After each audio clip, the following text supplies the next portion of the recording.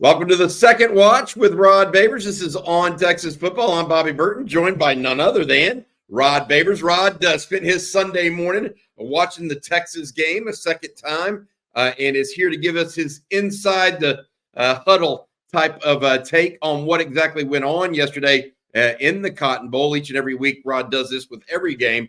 Rod, I got to start with you. You know, I want to know first, on your second watch, was there anything major that you saw that you maybe didn't uncover the first time around? Like you kind of escaped your viewpoint before we had last night's post-game show?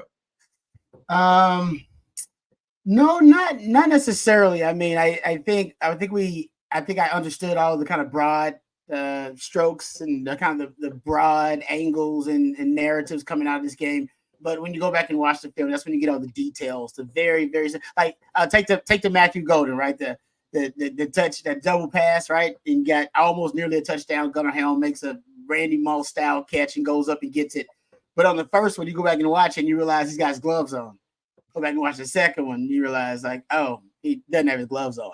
Could have been a dead giveaway if you had realized like how many plays does he not have his gloves on? Usually he's always got his gloves. And I think they're white gloves too, if I'm not mistaken. So they really stood out. And you go back and watch, you go, oh, it didn't have his gloves on there. And I see you realize like Quinn was under center. And anytime Quinn gets under center, something funky is going on. Because that's like, you know what I mean? It's like 1 to 2% of the time you see a Quinn under center. So it just little small things. You just go back and you can see once you got a chance to actually, look at every play in very kind of meticulous detail.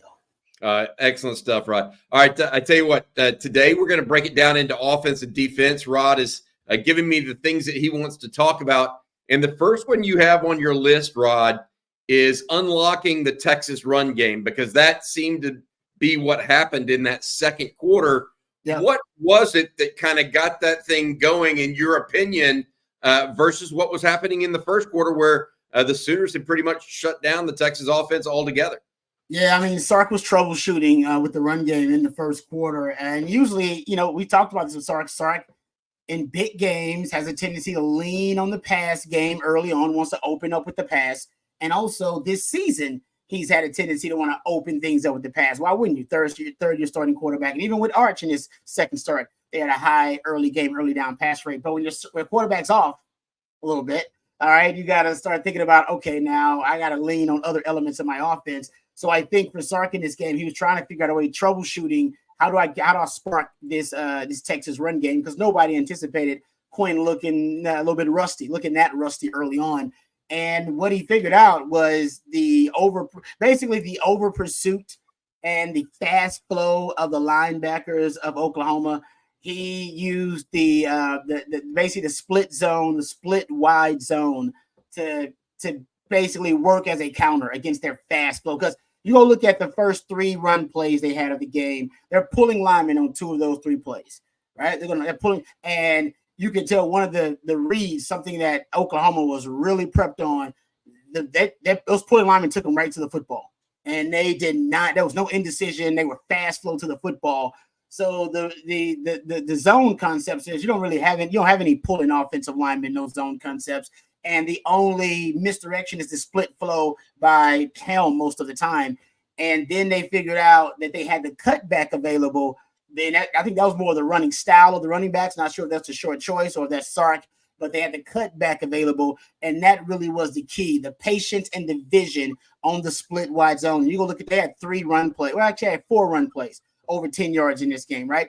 One of them was the wingo in and around, and the other 3 were that split wide zone. Pretty much the same run concept from a different formation or from, with a different motion or shift in it, but it's pretty much the same run concept. It's that split wide zone they're trying to get to, which isn't a shock. I mean, that's what Texas majors in. I mean, Texas runs, that's probably their most popular concepts is split inside zone, wide zone, split wide zone. That's what they do. That's part of their bread and butter. But you could tell in that game, anytime they pulled an offensive lineman for a counter or pin and pull or some type of buck sweep or whatever it's going to be, it did not work. Oklahoma was on it. They was ready. What worked against Oklahoma was their linebackers over pursuing to the football and allowing for some of the cutbacks. And then Trey Wisner just with the vision and the patience. I think was that combined with the scheme, it really helped. And think about it. All those runs were in the second quarter. Oklahoma adjusted. It just that window. That's why Sark, think about it, he ran them all back. He kept running them back to back. Because the first, if you go look at that first wide zone basically comes, and it's right after that DeAndre Moore catch, right? The big one downfield, and then there on the sideline. Right? Yeah. And then he runs wide, so they get a couple of like nice chunk yards out, not chunk yards, but nice couple of gains. They get 4 yards, I think 6 yards out of it. And then I think Sark figures out, like, okay, hey, I might have something here. They go down and up scoring. That's basically, if I'm not mistaken, that's the Helm drive. Helm ends up the Helm throwback. Yep, the throwback, right? And he also has the big run earlier in that drive too. But then the next one, that's when they come back, and then that's when Trey Wisner gets going on those next drives in that second quarter, and it's all off that same run concept. That split wide zone. Now he fumbles one of them on that 36-yard touchdown run, and Silas Bowden comes to save the day. But then they had that 43-yard touchdown run. It's the same concept, Bobby. Same concept. 3-by-1 set, motion into a 2-by-2 set, ends up with that split zone flow motion. And same thing on the one that he fumbled for the touchdown. It's pretty much the same exact thing, except they run it with a double wing, basically. Out of 11 personnel, end up having the tight end and one of the wide receivers has a double wing set there with a condensed set, but still pops it. And that's when Sark figures out, this is the concept. And he becomes an extremist about it because he continues to run it on that. They run it next time with a 13-yard gain to Blue. And it was out of 11 personnel, and they were in a 2-by-2 set. And then that was the end of the second quarter. And then by the third quarter, Oklahoma had made some subtle adjustments to it. It still was working, but it wasn't popping like it was early in that second quarter. So give Sark some props. When he figured out what was working, he made sure that he was extreme and he was aggressive about it. Because if he was like, I'm going to save that, Oklahoma might have made an adjustment to it. He didn't wait for Oklahoma to adjust to it. He doubled down on it. And I think that was a big part of what helped Texas separate, because those were their only big runs. That was it. Yes, so the run game got going just as the pass game got going. It almost like they were symbiotic, almost, right? Because you mentioned that one pass play to DeAndre Moore that really got Texas kind of going. I think it was the first down of the game for the Longhorns came in the second quarter, and that play was then followed by a couple of nice runs. I want to ask you this: one of your thoughts on Sark is that he doesn't play the hits enough. Is this perhaps a scenario of where he's done that of late for you? Because it feels like he keeps coming back to some of these things, maybe more so than what he did earlier. Because you just also mentioned going back to the Matthew Golden play, right? That was open early. He actually came back to it a second time, although the opposite side of the field. But is that maybe a little different, that you're seeing in Sark this year from previous years? That's a great point, Bobby. That's been one of my complaints about Sark, and I agree. You're seeing more of that. I'm basically saying he's becoming an extremist at times.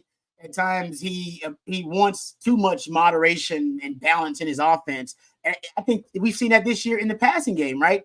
Obviously, this game, Quinn was a little off. But I've talked about the early down pass rates, and Sark saying, you know what, we're a passing team. I'm not trying to strike balance. I'm not trying to give off the facade of moderation and balance. No, we're going to throw the football because we got elite quarterback play. We got elite wide receivers, and our pass blocking units are elite too. And even our running backs are even really good in the passing game. And I look at our tight end too. So I think he is starting to learn. I think that's probably the next growth for him, is that, hey, if an opponent hadn't fixed it, don't necessarily go out of your way to do them a favor by trying to add too much variety. If they can't stop it, keep doing it, run it all over again. And we've seen that multiple times this year. That double pass is probably the primary example of it. Like, oh, it was open, it didn't work. Don't worry, we're coming back to it. I got it circled.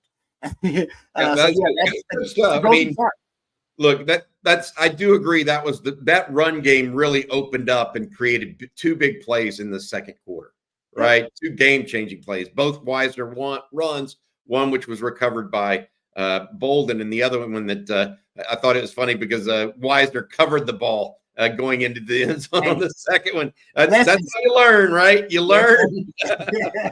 Hey, you mentioned the Texas passing game. You said that you want to talk a little bit about what you found was the most successful pass concept for the Horns against Oklahoma. What was that? What were you talking about there? Well, I think, Sark found something else in the passing game, and it's something that I have been advocating Texas run more of, and people who've heard me, yell and scream about Texas football for years have probably heard me talk about this. Empty formation. They ran a lot of empty formation, probably more empty formation in this game than I've seen them run all season long. And I think they should have been running it, all really at a power 4 elite rate, meaning they should be one of the leaders in the country at empty formation. I have not tracked empty formation across the country. For those who don't know what it is, that's when you only have the quarterback in the backfield, no running backs, all wide receivers up, ready, wide receivers and available wide receivers and targets ready to go out for a route. So there's nobody in the backfield except the quarterback. And Texas in this game, they ran empty formation 8 times, 7 of 7. The only time that they didn't complete a pass in empty formation was the PI call, and that was Ryan Wingo. They PI'd him. So still, to me, a plus. You got 70 yards. You're talking about 10 yards per attempt out, 10 yards per attempt out of empty formation in this game. And I went back and looked at it and started tracking Quinn Ewers because I remember him last year, toward the end of last season, being really, really comfortable in empty formation. That's why I was advocating that Texas should run more of it in the offseason. So here's Quinn this season, over 80% completion percentage in empty formation, 8 yards per attempt. Your first down touchdown rate is nearly 50%. Your explosive play rate is nearly 25%. Last 8 games go all the way back to the last 3 of last year. Last 9 games. So last 3 of last season and the 6 games this season, you're still over 80% completion percentage. Your explosive play rate rises to nearly 30%. Your first down touchdown rate now is over 50%, and you're over 10 yards per attempt and over 9 yards per play. Empty formation, they should run more of it. They're good at it. Quinn's actually becoming more comfortable in it. He had 2 sacks in it in the last 3 games, but they haven't had I don't believe Quinn has had a sack in it this season. He hadn't had a sack in it this season. So I think it's something they should try to think about running more of. By the way, a little tip, Alabama, they ran it on Georgia and had a pretty good success rate running it on Georgia when they beat them. Yeah, interesting. Is that are you able to run that because you've got a more experienced quarterback, third-year starter, right?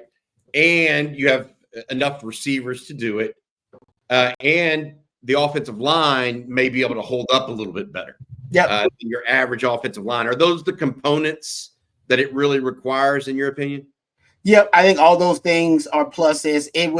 Another plus would be if your quarterback could run, right? That's why Alabama was so successful with Jalen Milroe. Sam Ehlinger, Bam Bam Sam was great in it at Texas because of the element of the run. You got a quarterback that can run and be a capable passer, then you're cooking with some fish grease in empty formation. That I don't know if there's a more stressful offensive formation than a dual threat quarterback in empty formation.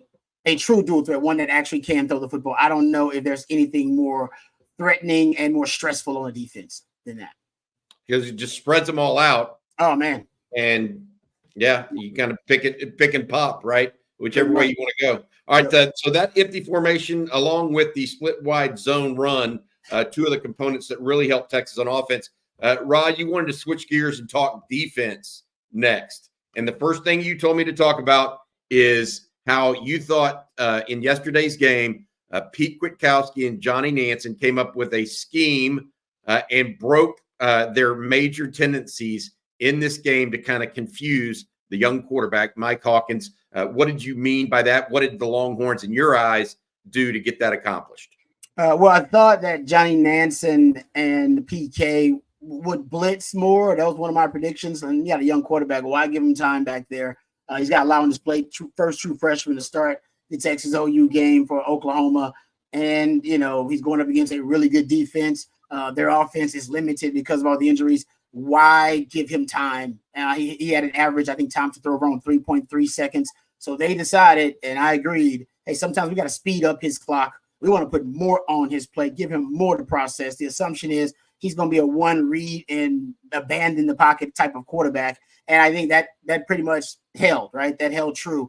And that's why their blitz rate, according to Pro Football Focus, was the highest blitz rate that they've had so far this season against an opposing quarterback. And that does not shock me at all. It makes perfect sense. That was a real threat that Oklahoma can really present to you in terms of a downfield vertical passing game. I believe the young man threw one pass, 20 yards or more down the field. That's about it. So you can see as the game wore on, Texas became a little bit more aggressive in the secondary, safeties, flat foot reading things, guys not giving a lot of ground, and they became suffocating toward the end of that game. And so I'll give Johnny Nance some credit. They were Johnny Nance and PK some credit. They were a lot more aggressive in this game, and I think it made sense. That why would you coach scared in this game or be conservative when you know Oklahoma couldn't really throw the football downfield, and you had a true freshman quarterback back there who was twitchy and really could be elusive. And that's why another thing I love that PK and Johnny Nansen did, the double spies.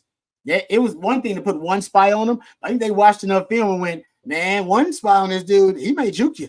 And if he jukes you, man, he's off to the races. So, you know what we're going to do? We're going to put two of them on him. So sometimes it was Colin Simmons and Anthony Hill, and sometimes it was, Benda and Hill, and sometimes it's LaFau. I mean, it was this 007, literally. They put two spies on them. And I love the way they did it. And they took some of the same concepts they used last week versus Mississippi State, those linebackers and edges, mugging those B gaps, and then essentially confusing the blocking schemes where they could either rush, they could drop, or they could end up being spies. And most of the time they ended up being spies. And then late in the game, they started bringing the house and saying to hell with it, we're just coming.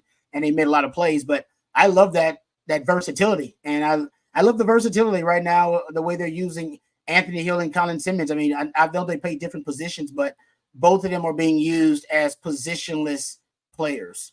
Anthony Hill on the edge, Colin Simmons now, being lined up at off-ball linebacker. They put him at middle linebacker in this game in one of the passing downs, and then having blitz through one of the interior gaps, which was, I think, also a great idea, right? Move him around. Everybody, the offense should be looking for him, and if they are, they're going to have a hard time trying to identify him. I think they ended up just rushing 4, but they're doing creative things with him, doing creative things with Anthony Hill. I like the versatility that they're putting on display for both of those guys.